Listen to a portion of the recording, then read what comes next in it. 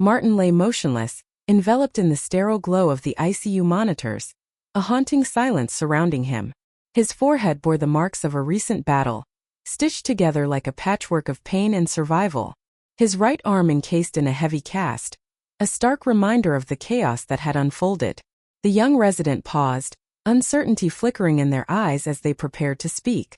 Your husband's blood alcohol content soared far beyond the legal threshold.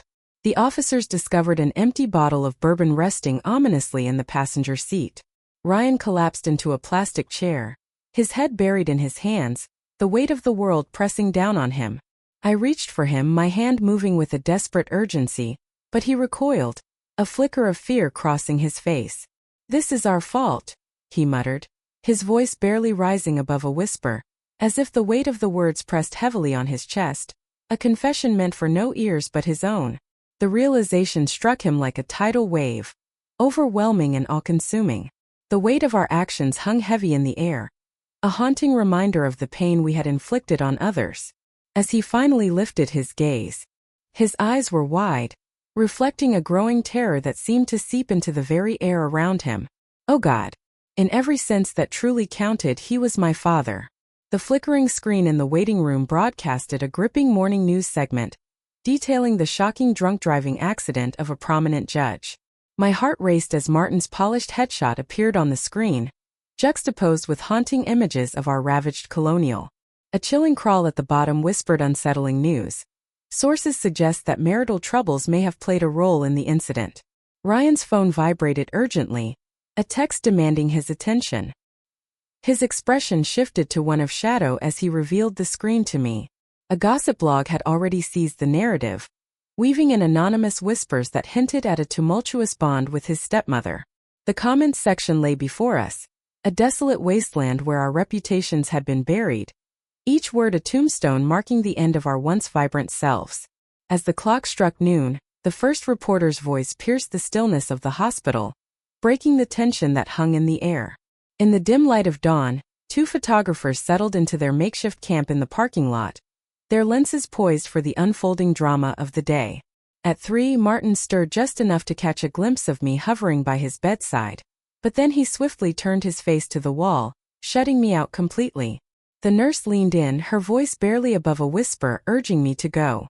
The house loomed large and empty, its vastness echoing the absence of Martin's vibrant spirit.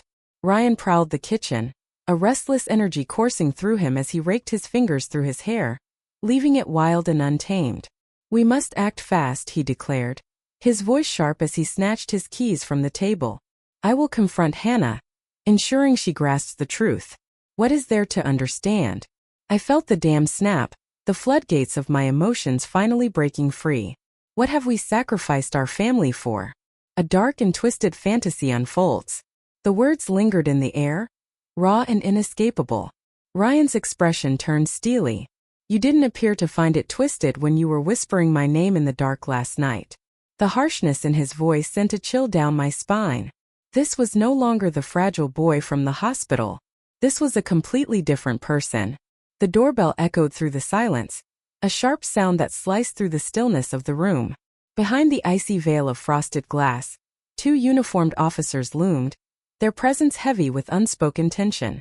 My blood froze in my veins. Ryan's voice echoed through the hallway as I lingered just out of sight, piecing together snippets of the conversation that danced in the air. A shield of safety. Maintain a distance of 500 feet. The request from Judge Whitmore hung in the air, heavy with unspoken implications. As the door clicked shut, a tremor coursed through Ryan's hands. "He's casting me out of the house. From you." The unspoken implication loomed ominously in the air. Martin held the power to deliver a punishment that would leave us both trembling in anticipation. Without the binding threads of legality, Ryan found himself adrift, with no claim to the family that had once felt like home. I stand alone. As he stuffed his duffel bag with clothes, my gaze was drawn to the framed photo resting on his dresser, a silent witness to the memories held within those four walls. All four of us gathered at his college graduation, Martin's arm draped proudly around his shoulders. Ryan caught my gaze and with a calculated move flipped it face down. "Perhaps this is for the best," he murmured, zipping the bag with a sense of finality that hung heavy in the air. Silence hung heavy in the air, devoid of a farewell kiss or a whispered promise to reconnect. The front door slammed shut, leaving behind only the haunting echo and the chilling realization that I had lost them all. My husband, my daughter, two souls intertwined in the tapestry of my life. And now the boy I had once believed loved me, a thought that now felt like a cruel joke. The silence hung heavy in the air, an oppressive weight that seemed to swallow all sound. Outside, a news van screeched to a halt at the curb, its presence looming like a harbinger of unfolding events. Inside, the refrigerator cradled the fading remnants of Martin's birthday cake, a bittersweet reminder of celebrations now past. The moment that ignited everything. I collapsed onto the floor, the crushing burden of my decisions suffocating me, stealing away my breath. In the far-off shadows, a phone pierced the silence with its relentless ringing. Most likely just another reporter lurking in the shadows. Or perhaps the divorce attorney. Or the hospital bearing grim tidings about Martin's fate. I remained silent. The silence hung heavy in the air, a void where words once flowed freely, leaving only the weight of unspoken truths. The restraining order arrived, stark and unyielding, on crisp legal paper, a silent harbinger of the storm that was about to unfold. The ink of Martin's signature loomed before me, a stark reminder of betrayal, its presence heavy with unspoken truths. Two stark pages that sliced through 2 decades of marriage with chilling precision. My fingers glided over the embossed letterhead, a chill coursing through me as I absorbed its weighty significance. Irreconcilable differences echoed in the silence, a chasm widening between two souls once intertwined. It barely scratched the surface of the devastation I had wrought upon our lives. The voice of my lawyer buzzed ominously in my ear. In the midst of a turbulent storm, the battle over asset division and spousal support loomed large, casting shadows over their once shared dreams. Each decision felt like a dagger, piercing through the remnants of their past, as they navigated the treacherous waters of separation, where every choice could tip the scales of their futures. Yet, all that echoed in my mind was Hannah's broken voice, declaring, "I never want to see you again." The house lay in an unsettling silence, devoid of Martin's familiar nightly news routine, and the pulsating thrum of Ryan's loud music reverberating through the walls.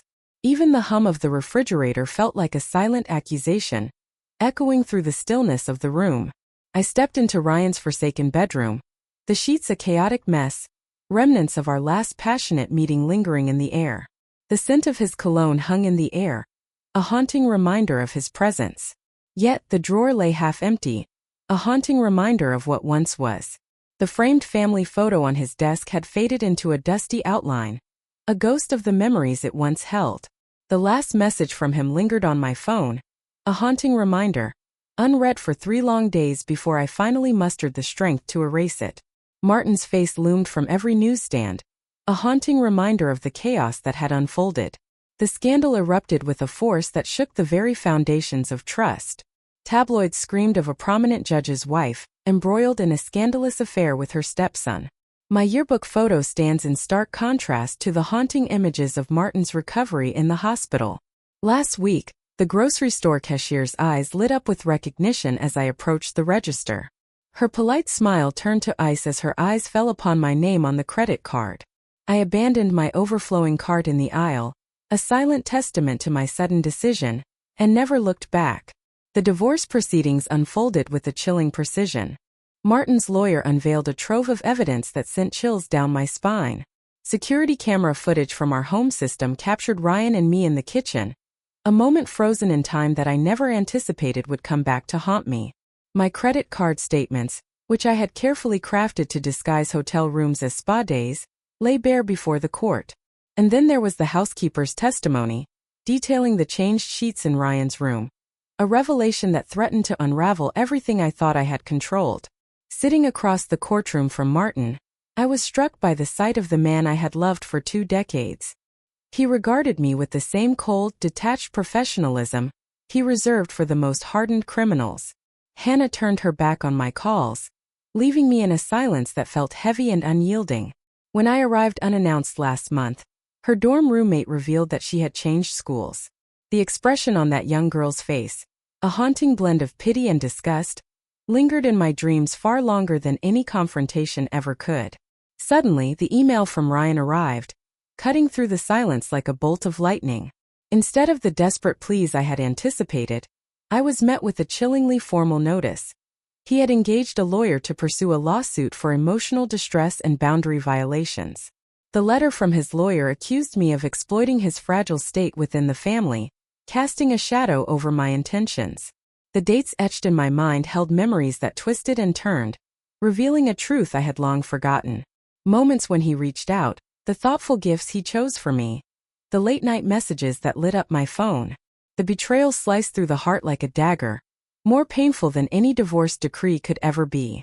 The ultimate betrayal struck when Martin decided to sell our story to a true crime podcast, sealing our fate in the most public way imaginable.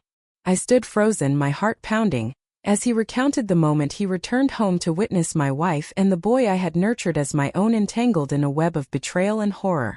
The host's gasp of horror echoed the reaction I should have felt months earlier.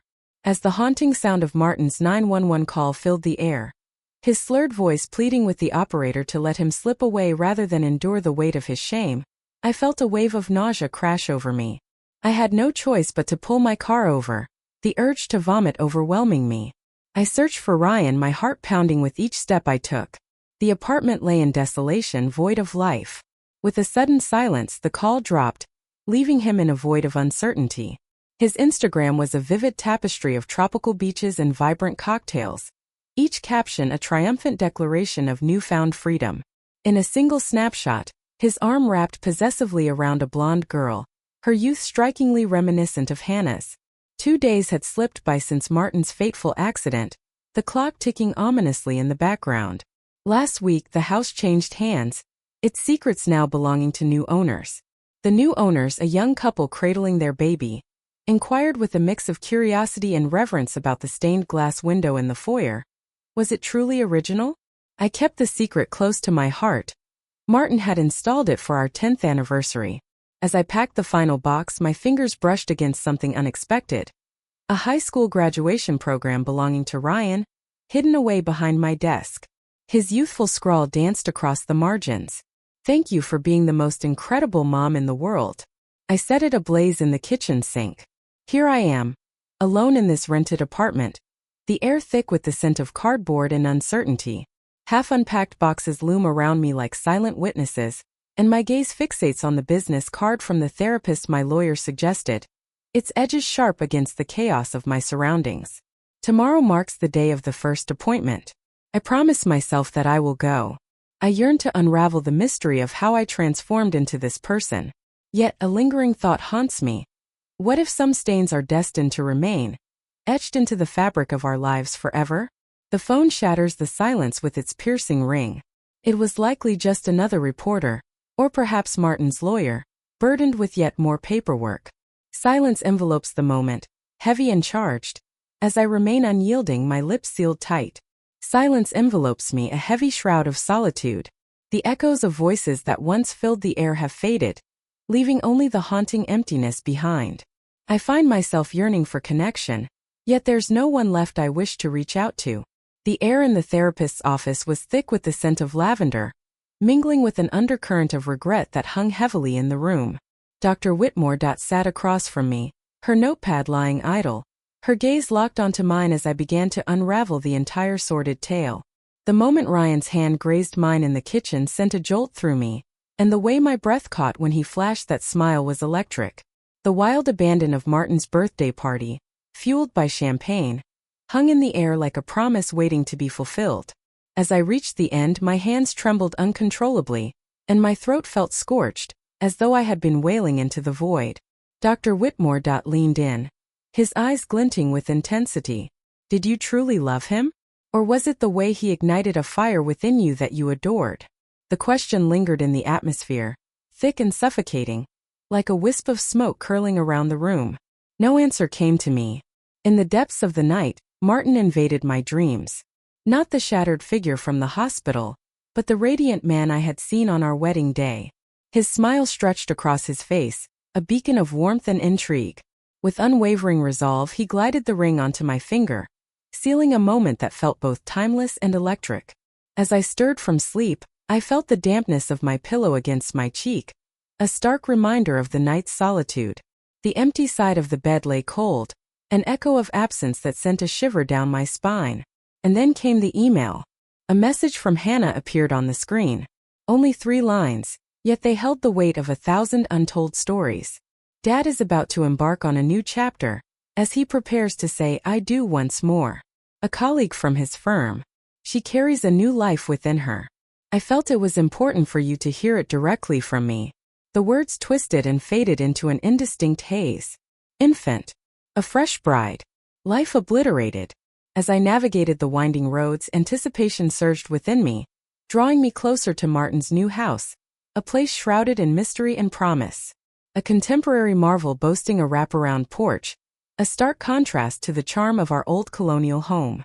I stepped inside without a sound. I sat in my car, heart pounding as I watched through the window.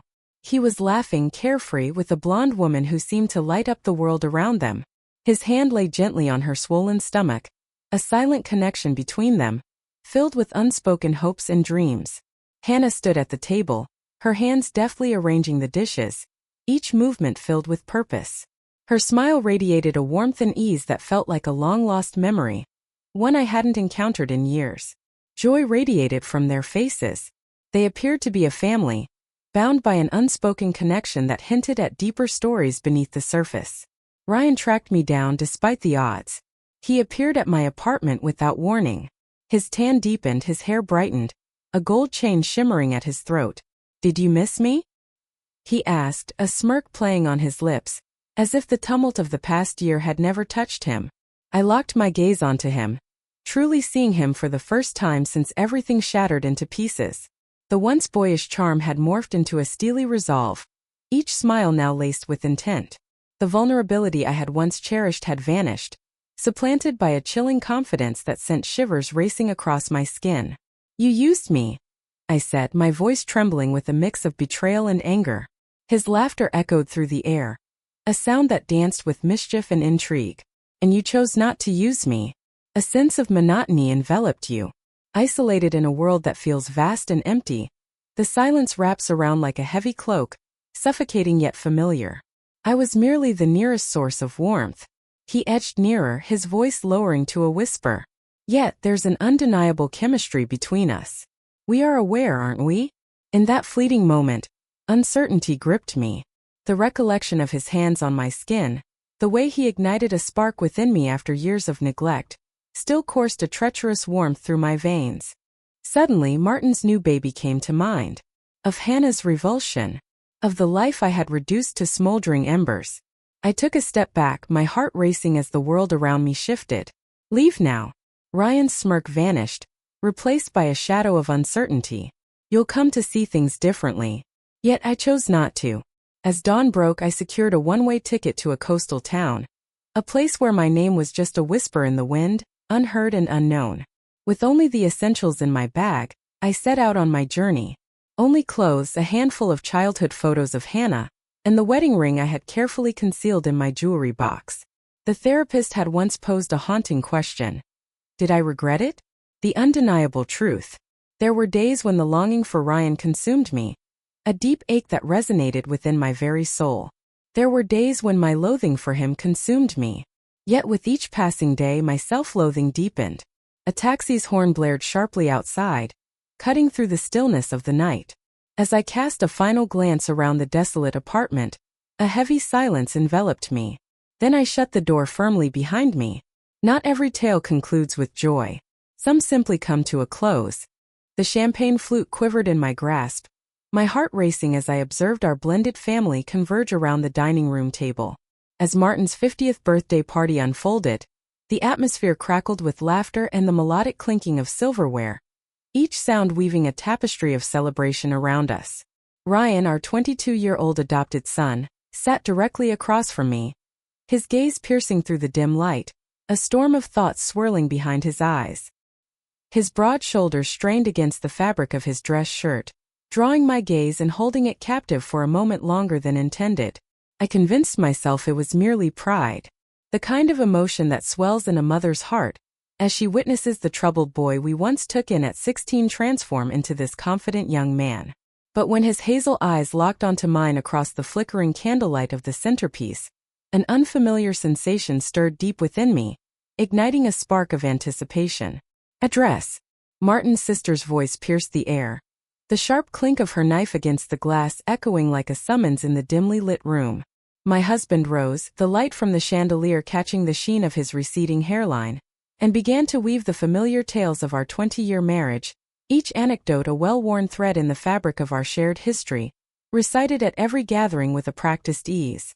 As his words enveloped me, I felt my gaze drawn irresistibly back to Ryan, whose piercing stare ignited a fire within me, quickening my pulse with every heartbeat.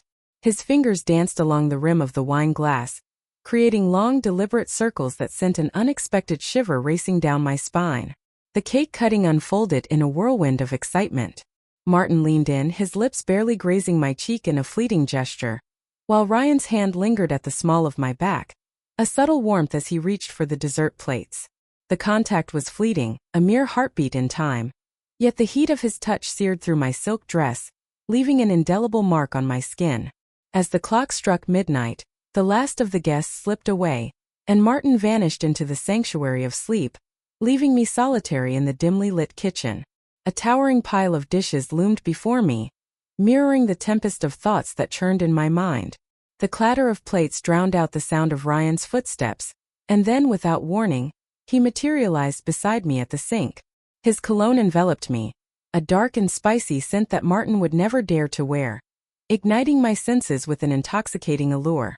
"Allow me," he whispered, gently lifting the champagne flute from my grasp. Our fingers brushed against each other, and this time, neither of us dared to pull away.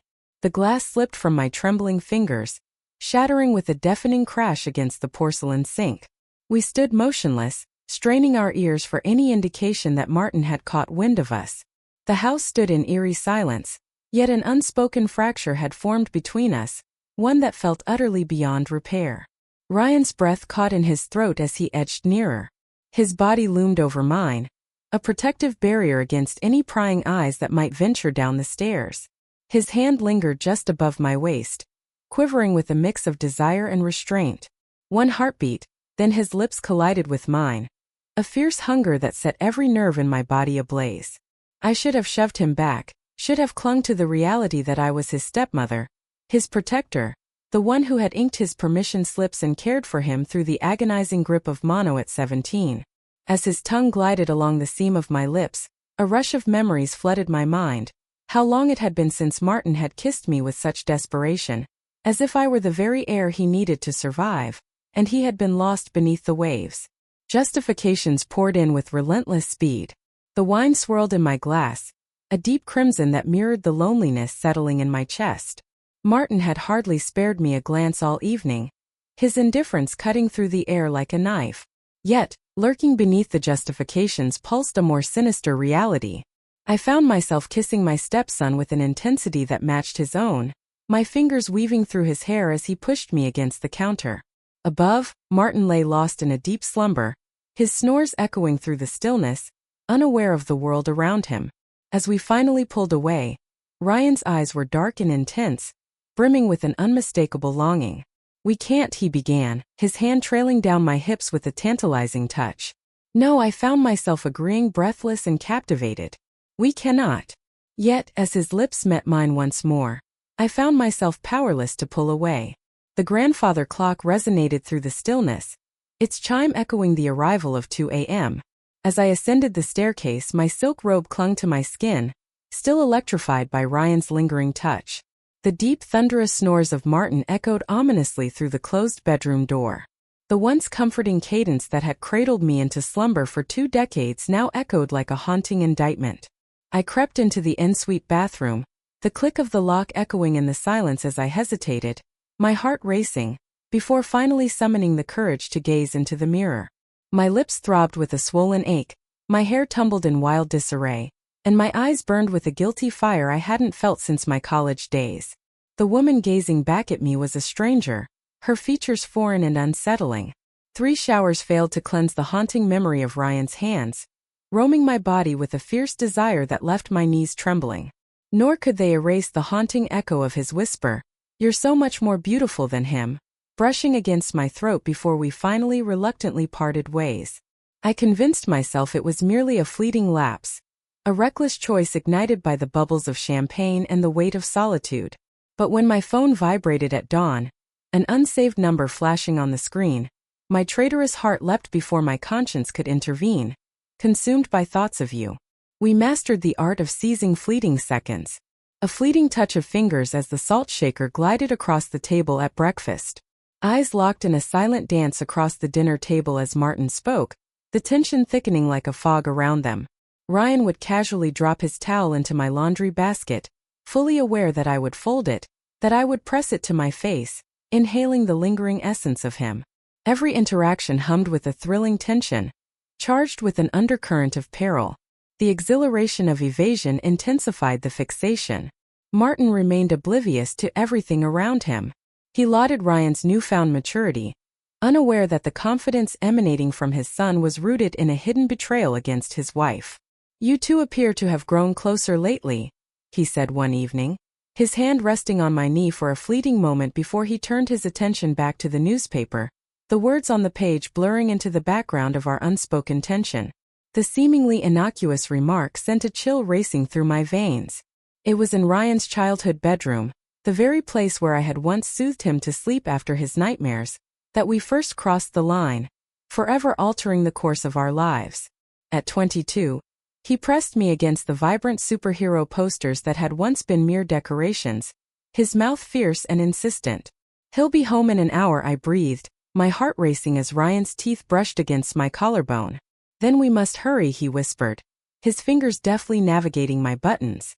As I smoothed my blouse with shaking hands, Ryan's grip tightened around my wrist, pulling me back into the moment. This was more than mere physical connection for him, he confessed, revealing a side of himself that was rarely seen. The desperate hunger in his gaze sent a chill down my spine, for I knew it all too well, catching a glimpse of it each morning in my own reflection. In the stillness of the night, Martin's hand found mine in bed, a long-awaited touch after months of silence.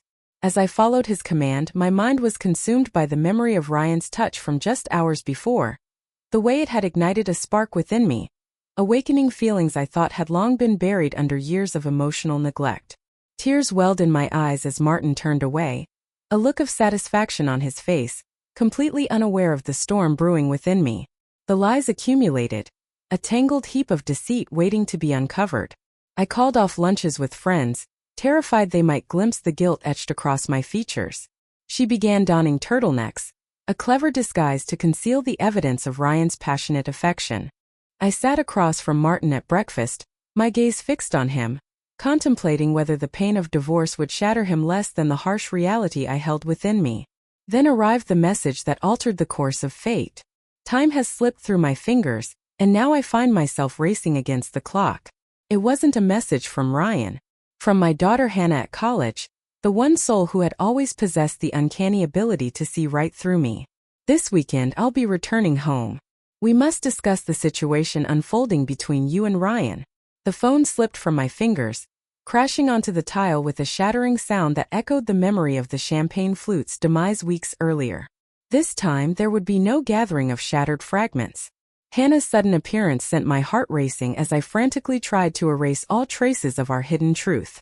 I surged through the house like a tempest, gathering Ryan's abandoned hoodies, erasing our intertwined fingerprints from the wine glasses, and unleashing my vanilla perfume to cloak the haunting trace of his cologne that lingered in our hidden corners.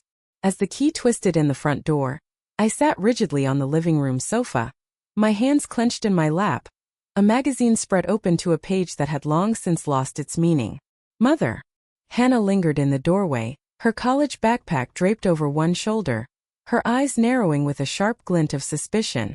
At 20, she had inherited Martin's piercing analytical gaze, the kind that sent shivers down the spines of defendants in his courtroom. Now it held me captive on the sofa, as if I were a butterfly pinned to a board, unable to escape its grasp. I brewed coffee that sat untouched between us. The silence between us sharpened into something menacing. "So it's you, Ryan, isn't it?" With a sudden burst of emotion, she slammed her mug down, the sound echoing in the tense silence. Brown liquid surged onto the granite countertop, mirroring the truth that neither of us could hold back any longer. Mom, I've witnessed the way your eyes linger on him. It's the way you both vanish into the shadows after dinner. Her voice trembled, breaking the silence like fragile glass. Convince me that this is all just a figment of my imagination. The denial withered on my tongue. My daughter's face, mirroring Martin's in its unguarded sincerity, twisted in distress. That night, Ryan pinned me against the frigid garage wall, his hands trembling with a fierce urgency. We could leave tonight, he whispered, his breath warm against my neck. His once unshakable confidence lay in ruins. Just pack the car and Hannah understands everything. The words lingered on the tongue, bitter and dry, like the remnants of a fire long extinguished. His grip tightened, a surge of determination coursing through him. What does it matter? She isn't my true sister. Martin isn't my true father. His nonchalant dismissal of our family sent a wave of nausea crashing through me. In that moment, I caught a glimpse of the boy hidden beneath the facade of the man, fear etched across his face, orphaned not once but twice. He clung to me desperately, as if I were his only lifeline in the tempest we had unleashed together. Martin's headlights pierced the darkness, illuminating the shadows that danced behind the garage windows. We shattered like outlaws in the night. At dinner, the air was thick with tension, palpable enough to be sliced through like butter. Hannah's gaze fixed on her plate, her jaw tight with tension. Martin's voice droned on about a case, completely unaware of the way Ryan's foot danced along my ankle beneath the table. As Hannah shot up from her seat, the chair let out a piercing screech that sent a jolt through the room, causing us all to flinch in surprise. I can't do this, she whispered, her voice trembling before darting up the stairs, her heart racing with every step. Martin's eyes widened as he watched her disappear into the distance. What was that all about? Ryan's knee brushed against mine, igniting a spark of tension between us. A foreboding message. Wow. A whirlwind of emotions and tangled relationships unfolds in the lives of teenagers, where every secret and betrayal can change everything. I wove my deception effortlessly, my hand gliding toward the wine. My hand remained steady. That filled me with the deepest dread. Later, as Martin lay snoring beside me, the glow of my phone pierced the darkness, revealing a text from Ryan. The confines of my room. At this very moment, the house groaned ominously as I stealthily navigated the dimly lit hall, glancing at Hannah's door, firmly shut and shrouded in mystery. Ryan's bedroom door creaked open, a sliver of light spilling out, casting an ethereal glow on his bare chest as the laptop flickered with life. With a sudden forceful grip, he yanked me into the shadows.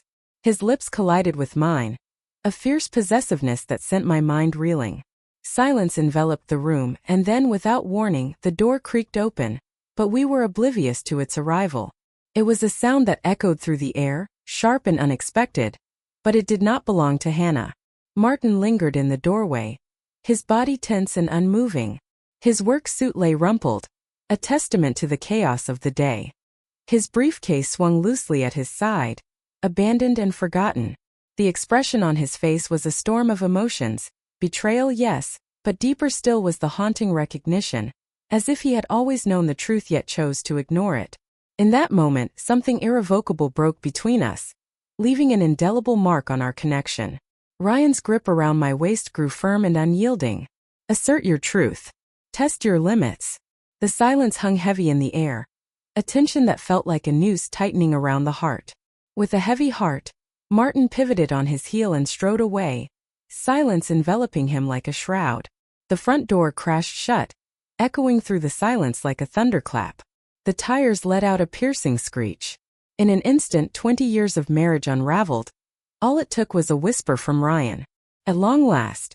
The digital clock flickered ominously at 3:47 a.m. while I lay frozen in bed, attuned to the erratic rhythm of Martin's breathing.